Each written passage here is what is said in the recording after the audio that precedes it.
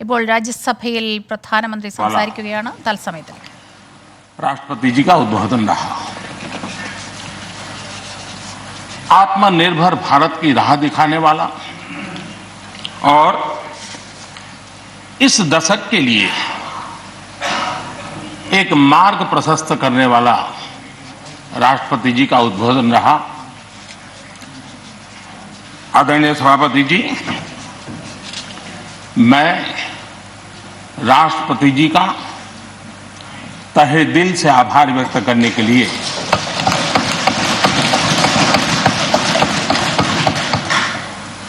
आज आप सबके बीच खड़ा हूं।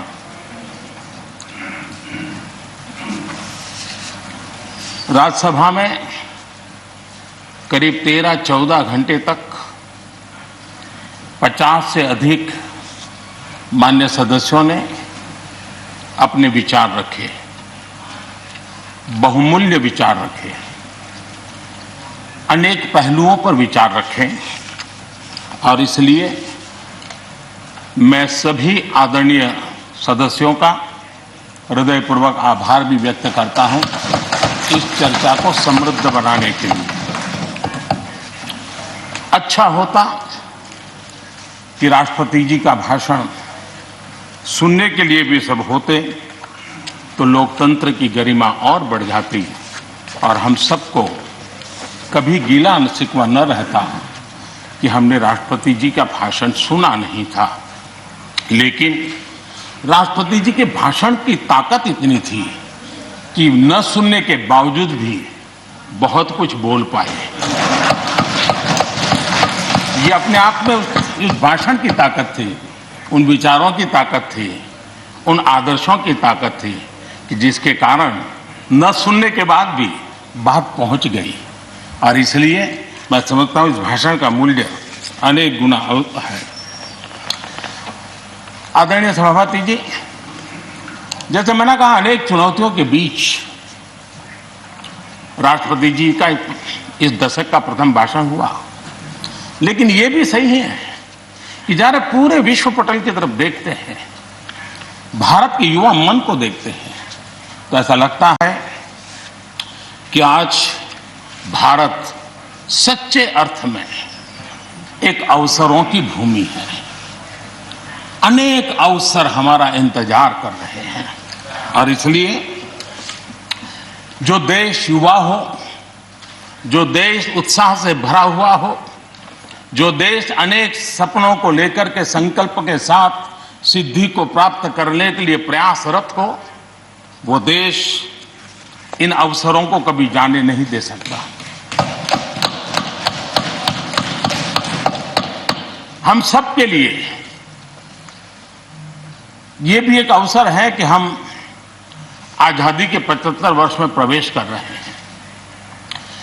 ये अपने आप में एक प्रेरक अवसर है।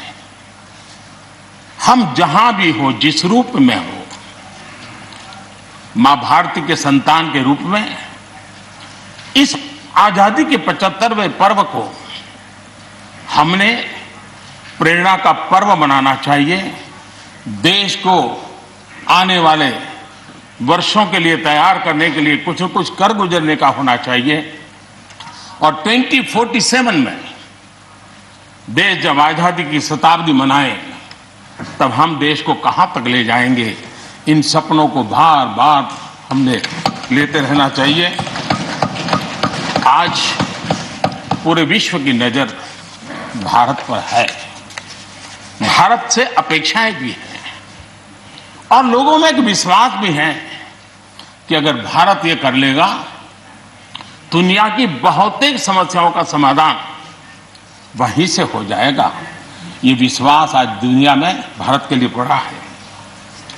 आदरणीय सभापति जी, जब मैं अवसरों की चर्चा कर रहा हूं तब महाकवि मैथिली शरण गुप्त जी की कविता को मैं उद्घोषित करना चाहूंगा।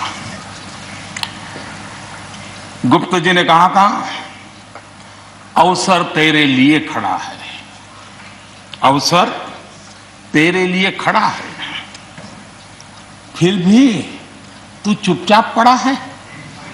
अवसर तेरे लिए खड़ा है, फिर भी तू चुपचाप पड़ा है।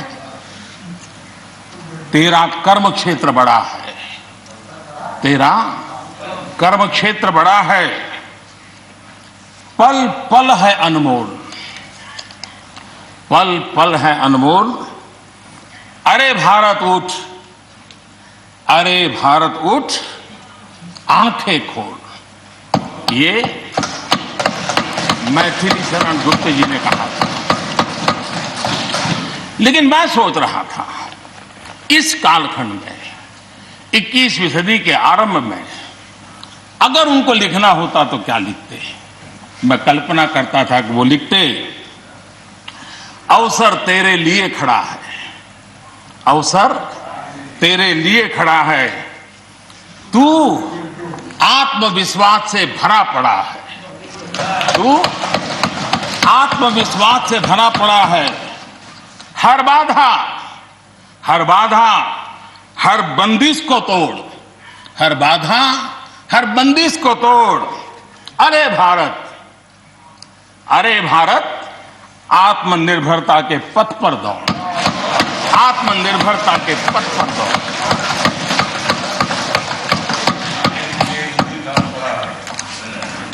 आदरणीय सभापति जी,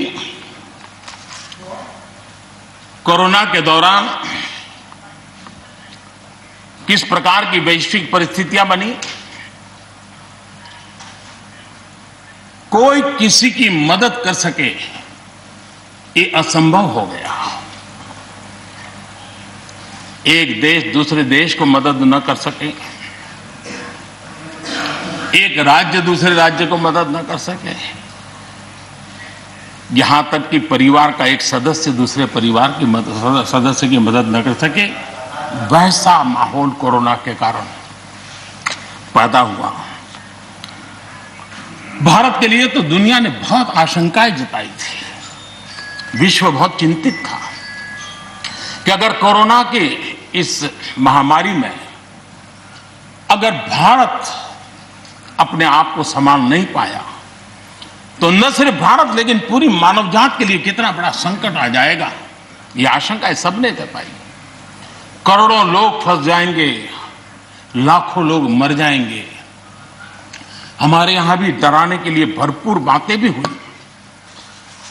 अरे ये क्यों हुआ, ये मेरा सवाल नहीं है, क्योंकि एक अननोन एनिमी क्या कर सकता है किसी को अंदाज नहीं था। हर एक ने अपने अपने तरीके से आकलन किया था। लेकिन भारत ने अपने देश के नागरिकों की रक्षा करने के लिए एक अननोन एनिमी से, और जिसकी कोई पूर्व परंपरा नहीं थी कि ऐसी चीज को ऐसे डील किया जा सकता है, इसके लिए यह प्रोटोकॉल हो सकता, कुछ पता नहीं था।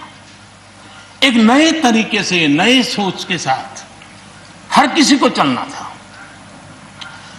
हो सकता है कुछ विद्वान सामर्थ्यवान लोग, उनको कुछ और विचार हो सकता है, लेकिन था ये कि एक अननोन एनिमी था और हमें रास्ते भी खोजने थे, रास्ते बनाने भी थे और लोगों को बचाना भी था।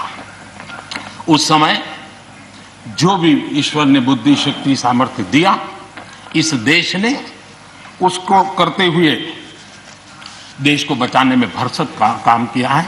और आज दुनिया इस बात का गर्व कर रही है कि इस वाकई भारत ने दुनिया की मानव जात की रक्षा करने में बहुत बड़ी अहम भूमिका निभाई। ये लड़ाई जीतने का यश किसी सरकार को नहीं जाता है, न किसी व्यक्ति को जाता है, लेकिन हिंदुस्तान को तो जाता है। गर्व करने में क्या जाता है? विश्व के सामने आत्मविश्वास के साथ बोलने में क्या जाता है? इस देश ने किया है। गरीब से गरीब व्यक्ति ने इस बात को किया है। उन समय सोशल मीडिया में देखा होगा, फुटपाथ पर एक छोटी झोपड़ी लगा करके बैठी हुई है बूढ़ी मां, वो भी घर के बाहर, झोपड़ी के बाहर दिया जला करके भारत के शुभ के लिए कामना करते। हम उसकी मजाक उड़ा रहे हैं। उस भावनाओं का मखौल उड़ा रहे हैं। समय है जिसने कभी स्कूल का दरवाजा नहीं देखा था, उसके मन में भी देश के लिए जो भी दिया जला करके भी देश की सेवा कर सकता हूं तो करूं, इस भाव से किया था। और उसने देश में एक सामूहिक शक्ति का जागरण किया था, अपनी शक्ति का, सामर्थ्य का परिचय करवाया था। लेकिन उसकी भी मजाक उड़ाने में मजा आ रहा है। विरोध करने के लिए कितने मुद्दे हैं जी, और करना भी चाहिए, लेकिन ऐसी बातों में न उलझे जो देश के मनोबल को तोड़ते हैं, जो देश के सामर्थ्य को नीचा आंकते हैं। इससे कभी लाभ नहीं होता है। हमारे कोरोना वॉरियर्स, हमारे फ्रंटलाइन वर्कर्स, आप कल्पना कर सकते हैं जी, जब चारों तरफ भाई कहीं किसी से कोरोना आ जाएगा तो ऐसे समय ड्यूटी करना, अपनी जिम्मेवारियों को निभाना, ये छोटी चीजें नहीं है। इसका गर्व करना चाहिए, उनका आदर करना चाहिए। और इन सब के प्रयासों का परिणाम है कि देश ने आज ये करके दिखाया। हम जरा भूतकाल की तरफ देखें, ये आलोचना के लिए नहीं है, उन स्थितियों को हमने जिया है। कभी चेचक की बात होती थी, कितना भय फैल जाता था, पोलियो कितना डरावना लगता था, उसकी वैक्सीन पाने के लिए क्या क्या मेहनत करनी पड़ती थी, कितनी तकलीफें उठानी पड़ती थी। मिलेगा, कब मिलेगा, कितना मिलेगा, कैसे मिलेगा, कैसे लगाएंगे, एक दिन हमने बिताए हैं। ऐसी स्थिति में उन दिनों को अगर याद करें तो पता चलेगा कि आज जिनको थर्ड वर्ल्ड कंट्रीज में गिना जाता है, वो देश मानव जात के कल्याण के लिए वैक्सीन लेकर के आ जाए। इतने कम समय में मिशन मोड में हमारे वैज्ञानिक भी जुटे रहे। ये मानव जात के इतिहास में भारत के योगदान एक गौरवपूर्ण गाथा है।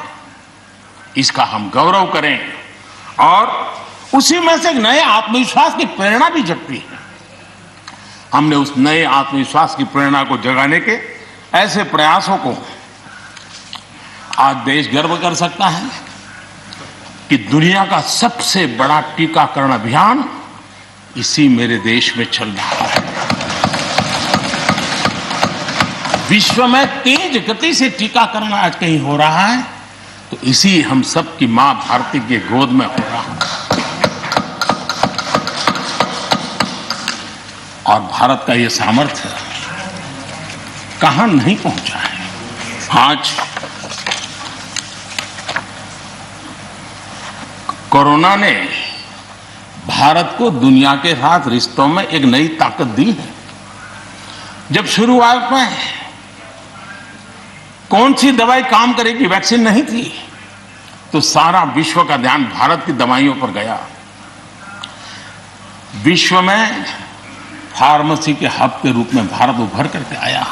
150 देशों में दवाई पहुंचाने का काम उस संकट काल में भी इस देश ने किया है। मानव जात की रक्षा के लिए हम पीछे नहीं। इतना ही नहीं,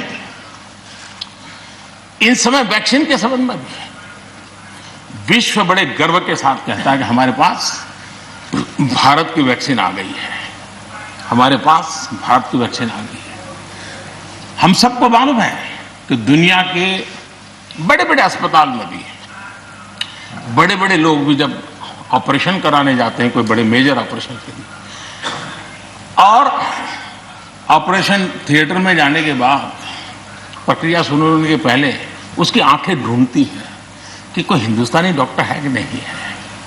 और जैसे ही एकाध टीम के अंदर एकाध भी हिंदुस्तानी डॉक्टर दिखता है ना, उसका विश्वास हो जाता है अब ऑपरेशन। मैं तो कभी कभी हैरान हो जाता हूं। दुनिया जो हमें कोई शब्द पकड़ा देती है, हम भी उसको पकड़ करके चल पड़ते हैं। दुनिया की सबसे बड़ी डेमोक्रेसी, दुनिया की सबसे बड़ी डेमोक्रेसी, दुनिया की सबसे बड़ी डेमोक्रेसी सुनते हैं, हमको भी अच्छा लगता है। हाँ यार, भारत विश्व की सबसे बड़ा लोकतंत्र। लेकिन हमने अपने युवा पीढ़ी को ये सिखाया नहीं कि भारत ये मदर ऑफ डेमोक्रेसी है, ये लोकतंत्र की जननी है। हम सिर्फ बड़ा लोकतंत्र है ऐसा नहीं है, यह देश लोकतंत्र की जननी है। ये बात हमें हमारी आने वाली पीढ़ियों को सिखानी होगी और हमें गर्व से इस बात को बोलना होगा, क्योंकि हमारे पूर्वजों ने विरासत हमें दी है। भारत की शासन व्यवस्था डेमोक्रेटिक है। सिर्फ इसी वजह से हम लोकतांत्रिक देश नहीं है। भारत की संस्कृति, भारत के संस्कार, भारत की परंपरा, भारत का मन लोकतांत्रिक है और इसलिए हमारी व्यवस्था लोकतांत्रिक है। ये है इसलिए ये है ऐसा नहीं है, मूलतः हम लोकतांत्रिक हैं इसलिए ये है। और ये कसौटी भी हो चुकी है देश की। आपातकाल के उन दिनों को याद कीजिए, न्यायपालिका का हाल क्या था, मीडिया का क्या हाल था, शासन का क्या हाल था। सब कुछ जेल खाने में परिवर्तित हो चुका था, लेकिन इस देश के संस्कार, इस देश का जनमन जो लोकतंत्र के रंगों से रंगा हुआ था, उसको कोई हिला नहीं पाया था। मौका मिलते ही उसने लोकतंत्र को प्रस्थापित कर दिया। ये लोगों की ताकत, ये हमारे संस्कारों की ताकत है, ये लोकतांत्रिक मूल्यों की ताकत है। मुद्दा ये नहीं है कौन सरकार नहीं, मैं उसकी चर्चा नहीं कर रहा हूं और न ही मैं ऐसी चीजों में अपना समय लगाने के लिए यहां आप लोगों ने मुझे बिठाया है। हमें लोकतांत्रिक मूल्यों की रक्षा करते हुए आगे बढ़ना है। आत्मनिर्भर भारत के संबंध में भी चर्चा हुई। मैं हमारे साथी धर्मेंद्र प्रधान जी के बहुत ही अभ्यासपूर्ण और आत्मनिर्भर भारत की हमारी दिशा क्या है उसका विख्यात विस्तृत उन्होंने बयान किया है। लेकिन एक बात सही है कि आर्थिक क्षेत्र में भी आज भारत की जो एक पहुंच बन रही है,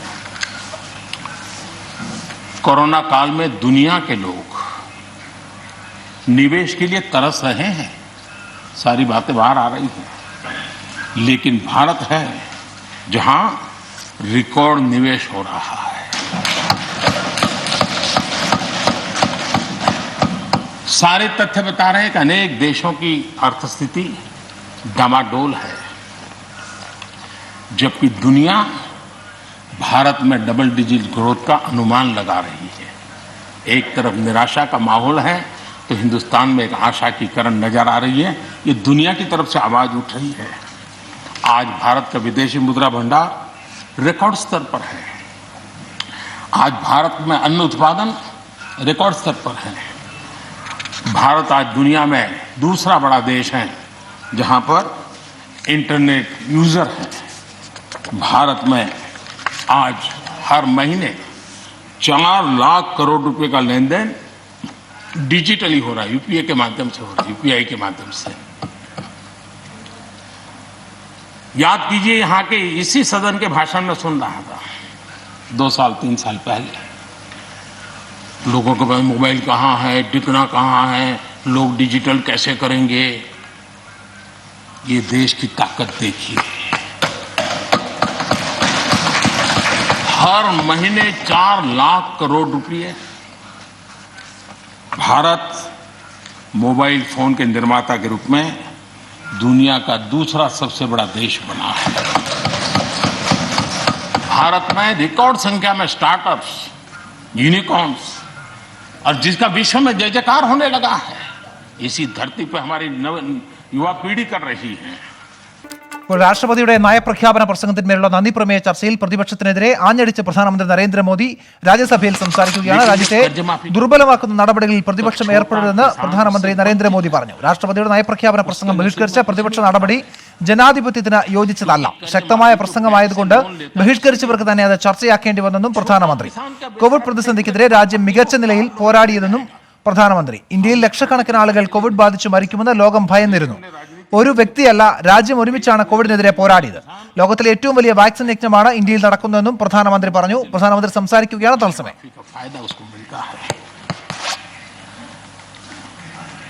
उसी प्रकार से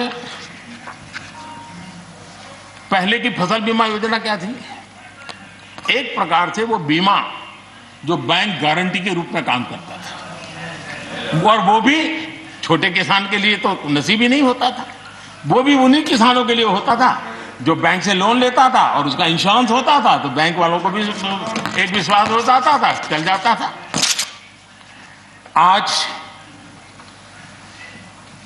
2 हेक्टेयर से कम कितने किसान हो गए जो बैंक से लोन है? सिंचाई की सुविधा भी छोटे किसान के नसीब नहीं हुई. बड़े किसान तो बड़ा बड़ा पंप लगा देते थे, ट्यूबवेल कर देते थे, बिजली भी ले लेते थे और बिजली भी मुफ्त मिल जाती थी, उनका काम चल जाता था. छोटे किसान के लिए तो सिंचाई के भी लिए दिक्कत थी. वो तो कभी ट्यूबवेल लगा ही नहीं सकता था, कभी कभी तो उसको बड़े किसान से पानी खरीदना पड़ता था और जो दाम मांगे वो दाम देना पड़ता था. यूरिया, बड़े किसान को यूरिया प्राप्त करने का कोई प्रॉब्लम नहीं था. छोटा किसान को रात रात लाइन में खड़े रहना पड़ता था, उस पर डंडे चलते थे और कभी कभी तो बेचारा यूरिया के बिना घर वापस लौट जाता था. ये हम छोटे किसानों के हाल जानते हैं. 2014 के बाद हमने कुछ परिवर्तन किए. हमने फसल बीमा योजना का दायरा बढ़ा दिया ताकि किसान, छोटा किसान भी उसका फायदा ले सके, और बहुत मामूली रकम से ये काम शुरू किया. और पिछले 4-5 साल में फसल बीमा योजना के तहत 90,000 करोड़ रुपए, ये छोटी रकम नहीं है, 90,000 करोड़ रुपए उसके क्लेम किसानों को मिले. कर्ज माफी से भी आंकड़ा बड़ा हो जाता है. छोटा किसानों का किसान क्रेडिट कार्ड, हमारे यहाँ किसान क्रेडिट कार्ड हुए, लेकिन बड़े किसानों तक गए और वो बैंक से बहुत ही, कुछ तो राज्यों में 0% से ब्याज से उनको मिल जाते थे पैसे, और उनके कोई न कोई दो धंधा व्यापार होता था, पैसे वहां भी लग जाते थे. छोटे किसान के नसीब में ये नहीं था. हमने तय किया हिंदुस्तान के हर किसान को किसान क्रेडिट कार्ड देंगे. इतना ही नहीं, हमने उसका तो दायरा फिशरमैन तक भी बढ़ा दिया ताकि वो भी इसका फायदा उठा सके. और 2.25 करोड़ से ज्यादा किसानों तक ये किसान क्रेडिट का काम पहुंच चुका है, और बाकी भी राज्यों से आग्रह कर रहे हैं कि लगातार उसको आगे बढ़ाएं ताकि ज्यादा से ज्यादा किसान इसका लाभ उठा सके, और राज्यों की मदद जितनी ज्यादा मिलेगी उतना ज्यादा ये काम हो जाएगा. उसी प्रकार से हम एक योजना ले आए, प्रधानमंत्री सम्मान निधि योजना. सीधे किसान के खाते में, और ये गरीब किसान को जिसके पास कभी इस प्रकार की मदद नहीं पहुंची. 10 करोड़ ऐसे परिवार हैं जिनको इसका लाभ मिल गया. और अगर बंगाल में राजनीति आड़े न आती तो बंगाल के किसान भी अगर जुड़ गए होते तो ये आंकड़ा उससे भी ज्यादा होता. और अब तक 1,15,000 करोड़ रुपया इन किसानों के खाते में गया. ये गरीब छोटे किसान, उनके पास गया है. हमारी सभी योजनाओं के केंद्र बिंदु में सॉइल हेल्थ कार्ड, हमने 100% सॉइल हेल्थ कार्ड की बात कही ताकि हमारे छोटे किसान को भी उसकी जमीन कैसी है, कौन सी उपज के लिए योग्य होगा, हमने 100% सॉइल हेल्थ कार्ड के लिए काम किया. उसी प्रकार से हमने यूरिया का निमकोटी 100% किया. 100% के पीछे इरादा हमारा यही था कि गरीब से गरीब किसान तक भी यूरिया पहुंचने में रुकावट ना हो, यूरिया डाइवर्ट होता है बंद हो, और उसमें हम सफल भी हुए. छोटे और सीमांत किसानों के लिए हमने पहली बार पेंशन की सुविधा की योजना लेकर के आए, और मैं देख रहा हूं कि धीरे धीरे हमारे छोटे किसान भी आ रहे हैं. उसी प्रकार से प्रधानमंत्री ग्राम सड़क योजना, प्रधानमंत्री ग्राम सड़क योजना ये सिर्फ एक रोड नहीं है, ये किसानों की गांव की जिंदगी को बदलने का एक बहुत बड़ा यश रेखा होती है, और इसलिए हमने उस पर भी बल दिया. पहली बार हमने किसान रेल की कल्पना की. छोटा किसान का माल बिकता नहीं था, आज किसान रेल के कारण गांव का किसान रेलवे के माध्यम से मुंबई के बाजार तक अपना माल बेचने लगा, फल सब्जी बेचने लगा है, उसका लाभ ले रहा है. छोटे किसान को फायदा हो रहा है. किसान उड़ान के द्वारा हवाई जहाज से, अब जैसे हमारे नॉर्थ ईस्ट इतनी बढ़िया बढ़िया चीजें, लेकिन ट्रांसपोर्टेशन सिस्टम के अभाव में वहां का किसान हमारा बेनिफिट नहीं ले पाता था। आज उसको किसान उड़ान योजना का लाभ मिल रहा है। छोटे किसानों की परेशानियों से हर कोई परिचित है। समय समय पर उनके सशक्तिकरण की मांग भी उठी है। हमारे आदरणीय शरद पवार जी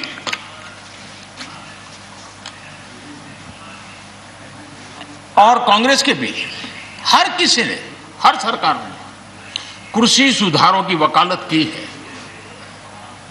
कोई पीछे नहीं है, क्योंकि हर एक को लगता है कर पाए नहीं कर पाए अलग बात है, लेकिन ये होना चाहिए, ये बात हर एक की निकली हुई है। और आज नहीं, जब भी जो चाहते सबने की हुई है। और शरद राव जी ने तो अभी एक बयान भी दिया कि मैं सुधारों के पक्ष में हूं। ठीक है, पद्धति के संबंध में उनके मन में सवाल है, लेकिन सुधारों का विरोध नहीं किया है। और इसलिए मैं समझता हूं कि हमें इस विषय में हमारे साथी श्रीमान सिंधिया जी ने बहुत ही अच्छे ढंग से कई पहलुओं पर इस कानून को लेकर के यहां पर ये सारी बातें पिछले 2 दशक से लगातार चल रही है, हर फोरम में चली है। ऐसा नहीं है कि कोई हमारे आने के बाद में हर ने कहा है और हर एक को लगा कि अब समय आ गया, हो जाए, अब समय आ गया। ये ठीक है, फुटस्टॉप कॉमा कोई इधर उधर हो सकता है, कोई ये दावा नहीं कर सकता है कि भाई हमारे समय की सोच बहुत ही बढ़िया थी। मैं भी दावा नहीं कर सकता हूं कि हमारे समय की सोच बढ़िया है, 10 साल के बाद कोई नई सोच आ ही नहीं सकती। ऐसा नहीं होता है जी। ये समाज जीवन परिवर्तनशील होता है। आज के समय हमें जो ठीक लगा चलो चले, आगे सुधार करेंगे, नई चीजों को जोड़ेंगे। यही तो प्रगति का रास्ता होता है जी। रुकावटें डालने से प्रगति कहां होती है जी। और इसलिए, लेकिन मैं हैरान हूं, अचानक यू टर्न ले लिया भाई, ऐसा क्यों किया? ठीक है, आप आंदोलन के मुद्दों को लेकर के इस सरकार को घेर लेते हैं, लेकिन साथ साथ किसानों को भी कहते हैं कि भाई बदलाव बहुत जरूरी है, बहुत साल हो गए, अब नई चीजों को लेना पड़ेगा, तो देश आगे बढ़ता है। लेकिन अब मुझे लगता है कि राजनीति इतनी हावी हो जाती है कि अपने ही विचार छूट जाते हैं। लेकिन जो ये सब कर रहे हैं अच्छा है। आदरणीय डॉक्टर मनमोहन सिंह जी यहां मौजूद है, मैं उन्हीं का एक कोट आज पढ़ना चाहता हूं।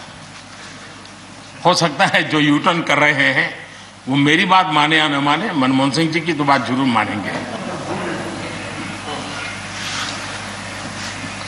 There are other rigidities because of the whole marketing regime set up in the 1930s, which prevent our farmers from selling their produce where they get the highest rate of return.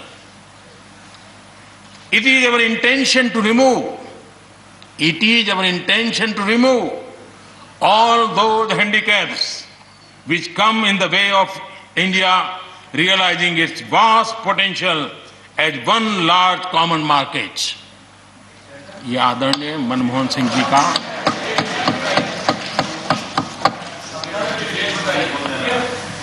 आदरणीय मनमोहन सिंह जी ने किसान को उपज बेचने की आजादी दिलाने, भारत को एक कृषि बाजार दिलाने के संबंध में अपना इरादा व्यक्त किया था और वो काम हम कर रहे हैं। और मुझे आप लोगों को गर्व होना चाहिए कि देखिए मनमोहन सिंह जी ने कहा था वो मोदी को करना पड़ रहा है, गर्व कीजिए।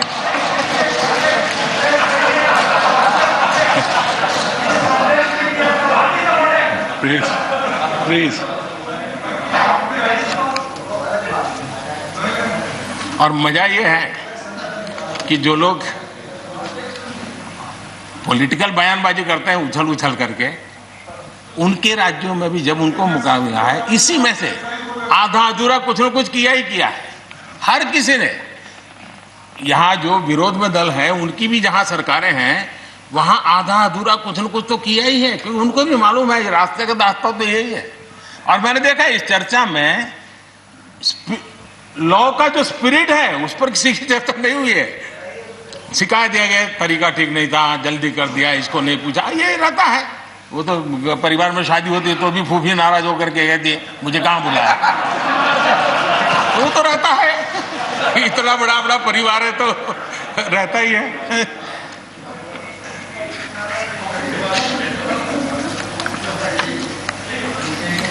हम कुछ और बातों की और भी ध्यान दें। अब देखिए, दूध उत्पादन किसी बंधनों में बंधा हुआ नहीं है, न पशुपालक बंधनों में बंधा हुआ है, न दूध बंधनों में बंधा हुआ। लेकिन मजा देखिए, दूध के क्षेत्र में या तो प्राइवेट या कोऑपरेटिव, दोनों ने एक ऐसी बड़ी मजबूत चेन बनाई है, दोनों मिलकर के इस काम को कर रहे हैं और एक बेहतरीन सप्लाई चेन हमारे देश में बनी है। इसको हमने जो अच्छा है उसको, और ये मेरे काल में नहीं बना है, आप भी इसका गर्व कर सकते हैं, मेरे काल से पहले बना हुआ है, हमें गर्व करना चाहिए। फल सब्जी से जुड़े व्यवसाय में ज्यादातर बाजारों का सीधा संपर्क रहता है, बाजारों की दखल हट गई है, इसका लाभ मिल रहा है। क्या डेयरी वाले, फल सब्जी खरीदने वाले उद्यमी, पशुपालकों की किसान, क्या जमीन पर कब्जा हो जाता है उनका? पशुपालन पर, पशु पे कब्जा हो जाता है? नहीं होता, दूध बिकता है, पशु नहीं बिकता है जी। हमारे देश में डेयरी उद्योग का योगदान कृषि अर्थव्यवस्था के कुल मूल्य में 28% से भी ज्यादा है। यानी इतना बड़ा हम एग्रीकल्चर की चर्चाएं करते हैं, इस पहलू को हम भूल जाते हैं। 28% कंट्रीब्यूशन है और करीब करीब 8 लाख करोड़ रुपयों का कारोबार है। जितने रुपये का दूध होता है उसका मूल्य अनाज और दाल दोनों मिला ले तो उससे ज्यादा है। हम कभी इस तरफ देखते ही नहीं है। पशुपालकों को पूरी आजादी, अनाज और दाल पैदा करने वाले छोटे और सीमांत किसानों को जैसे पशुपालक को आजादी मिली है, इनको आजादी क्यों नहीं मिलनी चाहिए? और इन सवालों के जवाब हम ढूंढेंगे तो हम सही रास्ते पर चलेंगे। आदरणीय सभापति जी, ये बात सही है, जैसा हम लोगों की स्वभाव रहा है, घर में भी थोड़ा सा भी परिवर्तन करना हो तो घर में भी एक तनाव जरूर है। चेहरे यहाँ क्यों रखी, टेबल यहाँ क्यों रखा, घर में भी होता है। इतना बड़ा देश है और जिस प्रकार की परंपराओं से हम पले बड़े हैं, तो ये मैं स्वाभाविक मानता हूं। जब भी कोई नई चीज आती है तो थोड़ा बहुत रहता ही हमारे यहाँ, क्योंकि असमंजस की स्थिति भी रहती है। लेकिन जरा वो दिन याद कीजिए जब हरित क्रांति की बातें होती थी। हरित क्रांति के समय जो कृषि सुधार हुए, तब भी जो आशंकाएं हुई, जो आंदोलन हुए, ये वेल डॉक्यूमेंटेड है और ये देखने जैसा है।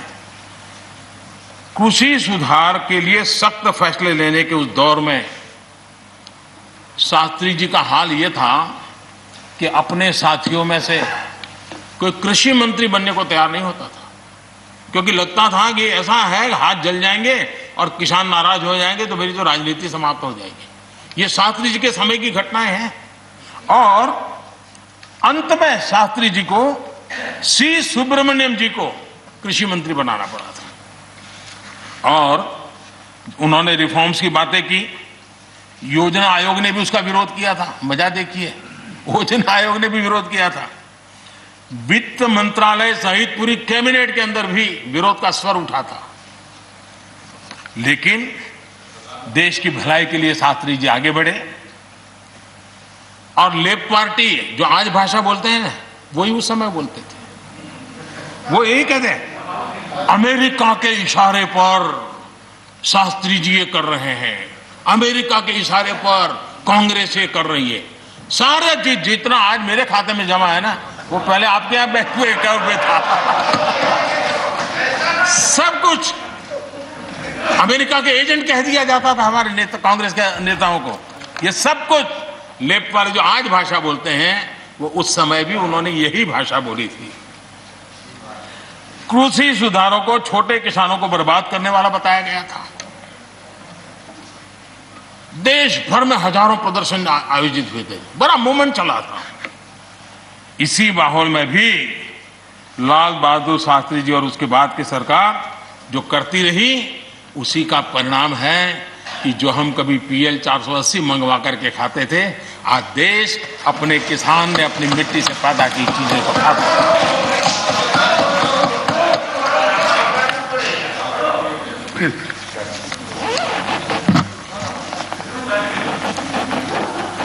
रिकॉर्ड उत्पादन के बावजूद भी मैं आदरणीय गुलाम नबी जी को सुन रहा था। वैसे भी बड़ी मृदुता, सौम्यता और कभी भी कटु शब्द का उपयोग न करना, ये गुलाम नबी जी की विशेषता रही है। और मैं मानता हूं कि हम सभी जो सांसदगण हैं, उन्होंने उनसे ये सीखने जैसी चीज है और इसलिए मैं उनका आदर भी करता हूं। और उन्होंने जम्मू कश्मीर में जो चुनाव हुए उसकी तारीफ की। उन्होंने कहा कि बहुत लंबे समय से, और उन्होंने ये भी कहा कि मेरे दिल में जम्मू कश्मीर विशेष है और स्वाभाविक भी है। उनके दिल में ये होना, पूरे हिंदुस्तान के दिल में जम्मू कश्मीर उसी भाव से भरा पड़ा हुआ है। जम्मू कश्मीर आत्मनिर्भर बनेगा, उस दिशा में हमारा वहां पंचायत के चुनाव हुए, BDC के चुनाव हुए, DDC के चुनाव हुए और इन सब की सराहना गुलाम नबी जी ने की है। इस प्रशंसा के लिए मैं आपका बहुत आभारी हूं। लेकिन मुझे डर लगता है, आपने प्रशंसा की,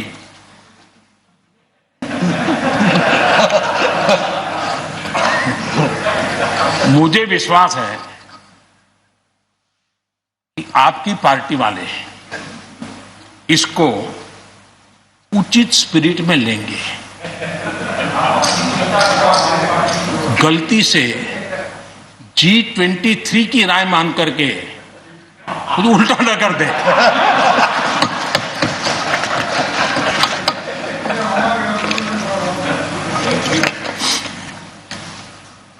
आदरणीय सभापति महोदय,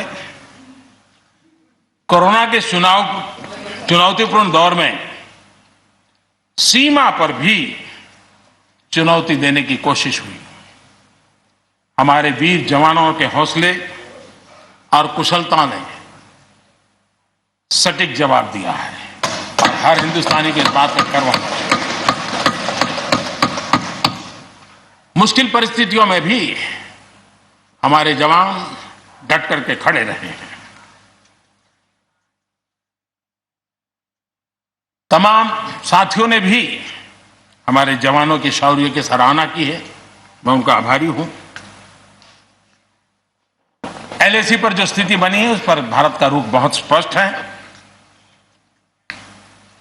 और देश उसको भली भांति देख भी रहा है और गर्व भी कर रहा है। बॉर्डर इंफ्रास्ट्रक्चर और बॉर्डर सिक्योरिटी को लेकर हमारी प्रतिबद्धता में किसी प्रकार की ढील आने का सवाल ही नहीं होता है, गुंजाइश ही नहीं है। और जो लोग हमारा लालन पालन और हमारे विचारों का हमारा उछेर देखते हैं, वो कभी इस विषय में हमें सवाल ही नहीं करेंगे। उनको मालूम है हम इसके लिए डटे हुए रहने वाले लोग हैं और इसलिए हम इन विषयों में कहीं पर भी पीछे नहीं है। आदरणीय सभापति जी, इस सदन की उत्तम चर्चा के लिए मैं सबका धन्यवाद करते हुए आखिर में एक मंत्र का उल्लेख करते हुए अपनी वाणी को मैं विराम दूंगा। हमारे यहां वेदों में एक महान विचार प्राप्त होता है और हम सब के लिए, 130 करोड़ देशवासियों के लिए ये मंत्र अपने आप में बहुत बड़ी प्रेरणा है। वेदों का ये मंत्र कहता है, अयुतो अहम, अयुतो में आत्मा, अयुतो अहम, अयुतो में आत्मा, अयुतम में चक्षुः, अयुतम श्रोत्रम, अयुतो अहम, अयुतो में आत्मा, अयुतम में चक्षुः, अयुतम श्रोत्रम। यानी मैं एक नहीं हूं, मैं अकेला नहीं हूं, मैं अपने साथ करोड़ों मानवों को देखता हूं, अनुभव करता हूं। इसलिए मेरी आत्मिक शक्ति करोड़ों की है, मेरे साथ करोड़ों की दृष्टि है, मेरे साथ करोड़ों की श्रवण शक्ति, कर्म शक्ति भी है। आदरणीय सभापति जी, वेदों की इसी भावना से इसी चेतना से 130 करोड़ से अधिक देशवासियों वाला भारत सबको साथ लेकर के आगे बढ़ रहा है। आज 130 करोड़ देशवासियों के सपने आज हिंदुस्तान के सपने हैं। आज 130 करोड़ देशवासियों की आकांक्षाएं इस देश की आकांक्षाएं हैं। आज 130 करोड़ देशवासियों का भविष्य भारत के उज्जवल भविष्य की गारंटी है। और इसलिए आज जब देश नीतियां बना रहा है, प्रयास कर रहा है, तो वो केवल तत्कालीन हानि लाभ के लिए नहीं, लेकिन एक लंबे दूरगामी और 2047 में देश जब आजादी का शतक मनाएगा तब देश को नई ऊंचाइयों पर ले जाने के सपनों को लेकर के नींव रखी जा रही है। और मुझे विश्वास है कि इस काम को हम पूरा करने में अवश्य सफल होंगे।